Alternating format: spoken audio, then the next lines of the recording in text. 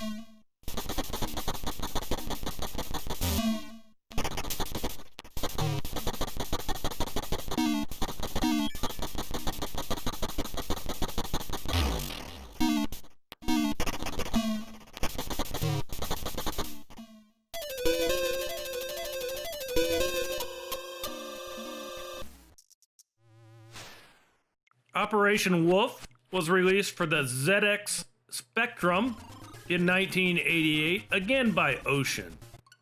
If you were lucky enough to have a Magnum light gun phaser for your Spectrum, this game supported it.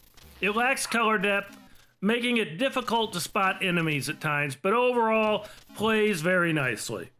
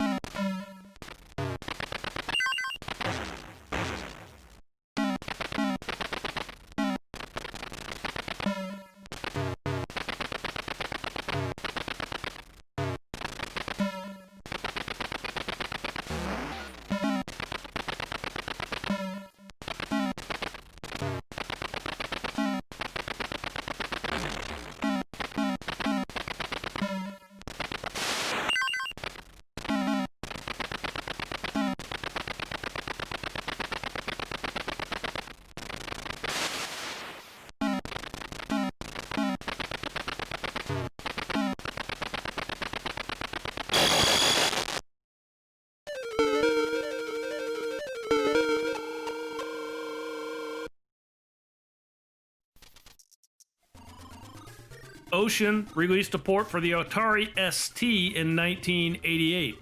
Again, graphically, this one looks very good, Sounds good. It does scroll a bit too slowly for my liking.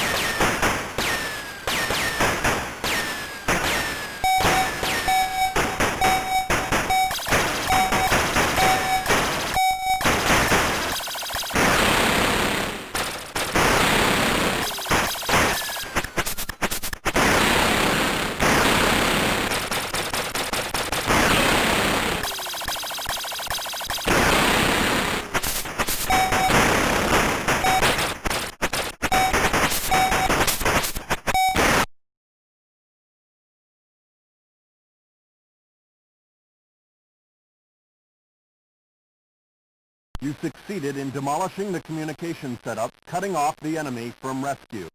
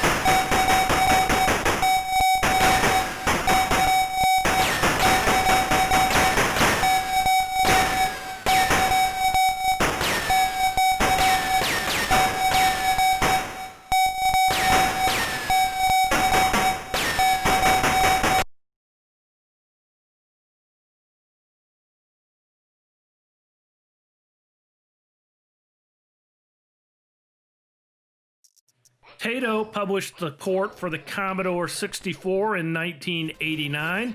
This one looks good, sounds good, has some weird graphical glitches, at least on my copy. I believe I've just got a bad disc image. I've watched some videos of gameplay, don't see the same issue. I didn't spend the time to try to find a good image. What you get is what you get. Anyway, this is a solid port for the Commodore 64.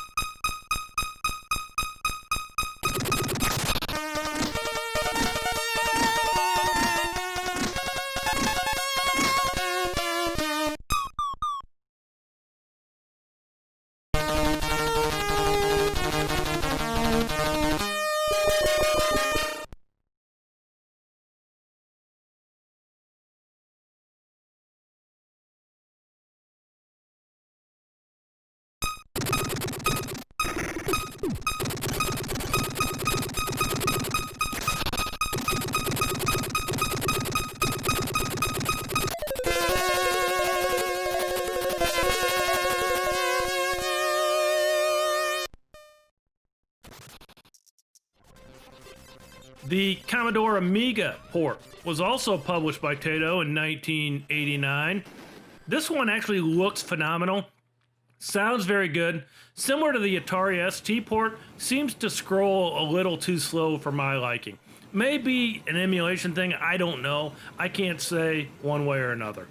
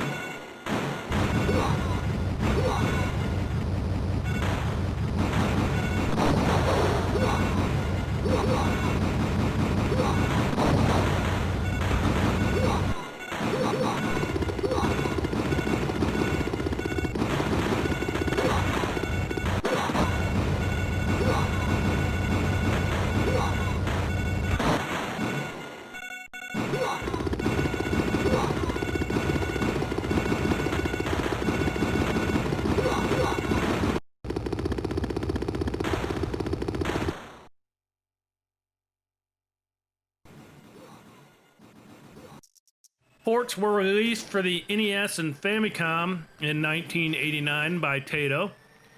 The ports are identical graphically, but obviously the Famicom port has Japanese language during the cutscenes, while the NES port has English. A little history lesson: the original arcade game played differently depending on the ROM set and your region. In the United States, all 6 levels displayed immediately. You were forced to play them in a predefined order, which is the order I read in my intro when I talked about the levels. In Japan, only the first 4 levels displayed initially. You could play them in any order that you wanted. The NES and Famicom ports follow that pattern as well. The US displays all 6 levels You play them in order.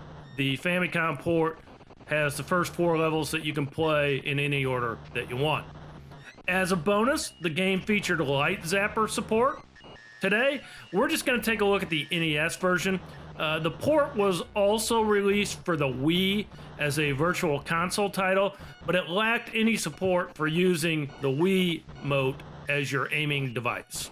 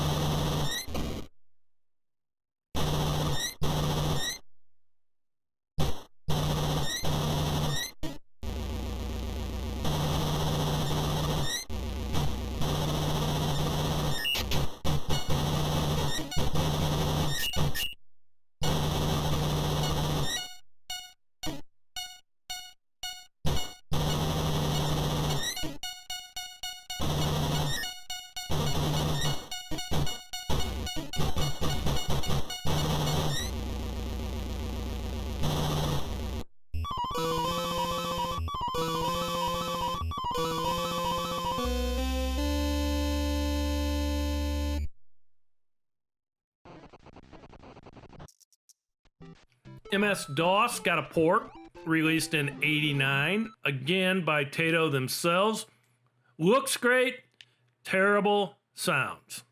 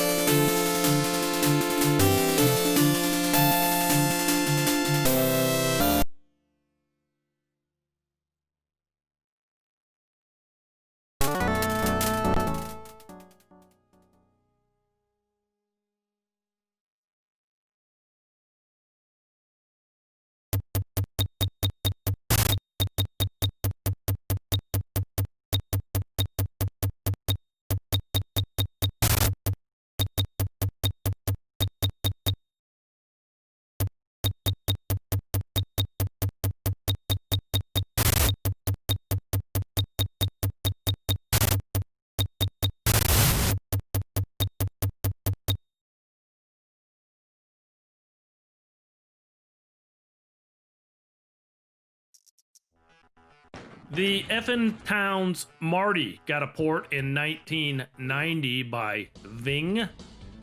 This is an excellent port.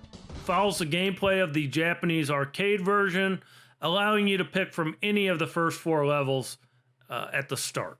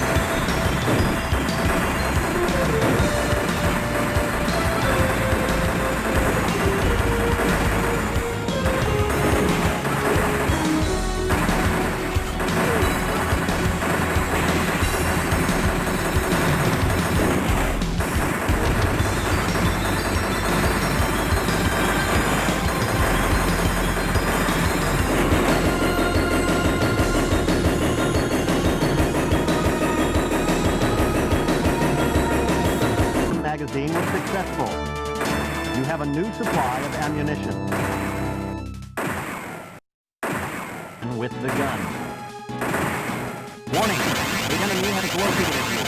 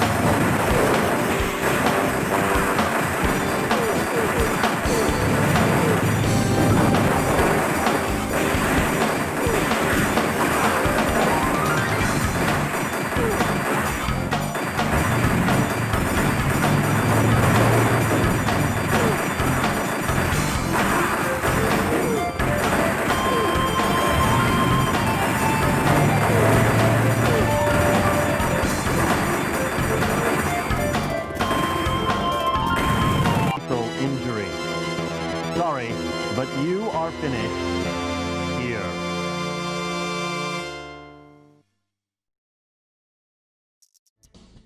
The PC Engine got a port in 1990 by NEC Avenue. This is actually one of my favorite ports and has excellent sound and graphics.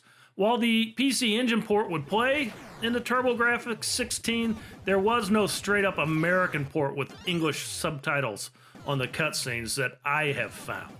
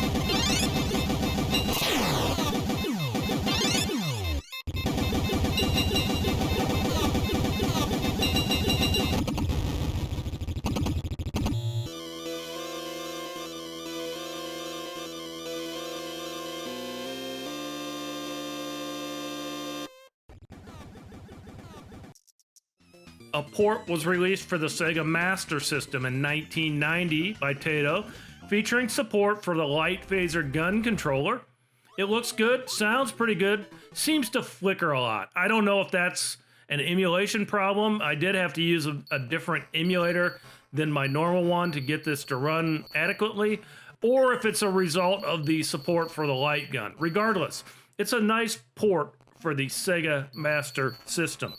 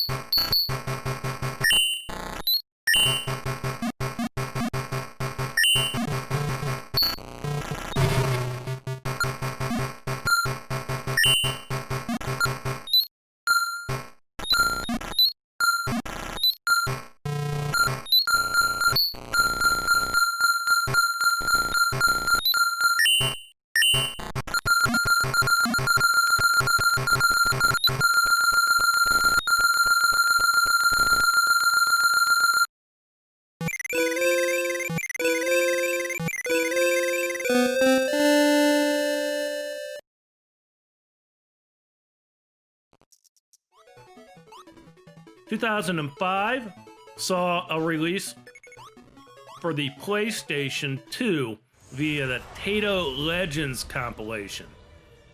Also released for Xbox and Windows PCs. Features 29 classic Taito arcade games. In Japan, however, they only got 25 titles, and it was split among two releases. Taito Memories Volume 1, Taito Memories Volume 2. This is a straight-up emulation of the arcade original. Is a nice play. Today, we're just going to look at the PlayStation 2 version.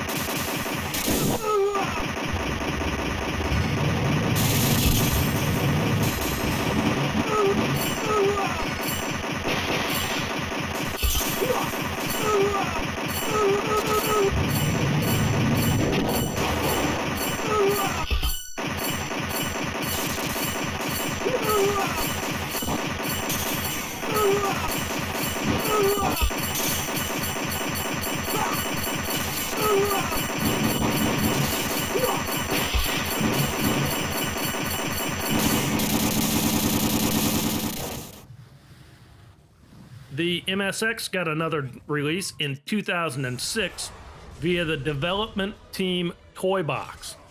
This release was an entry into the 2006 MSX Developers Challenge. I believe it was patterned after the initial ZX Spectrum release with some updated colors, textures, and sounds. It's a nice improvement over the 1988 MSX release.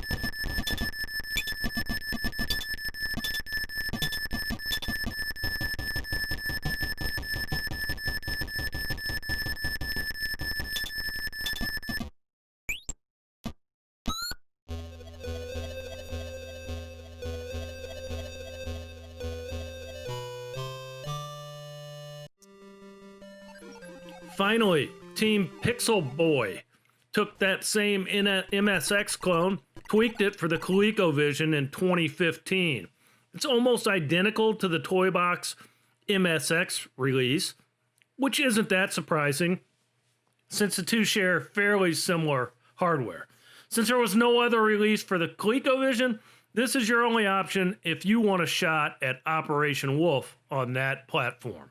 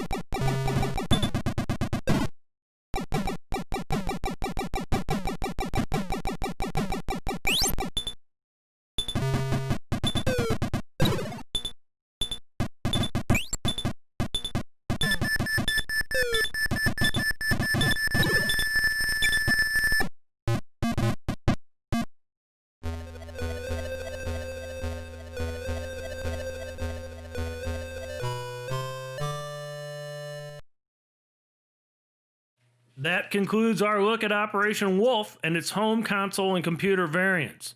Of the bunch, I particularly like the PC Engine port. It's probably my favorite. Some of these ports I was able to control with the mouse. Others I had to rely on the joystick. Playing the game with the mouse support made it much more enjoyable experience for me. However, having watched my gameplay, it should be readily apparent why I don't play first-person shooters online. You know, I'm an old man, just don't have the quick reflexes like I used to. I hope you enjoyed the episode. Stay tuned for another coming up soon. Until then, happy gaming. Peace. Sorry, but you are finished here.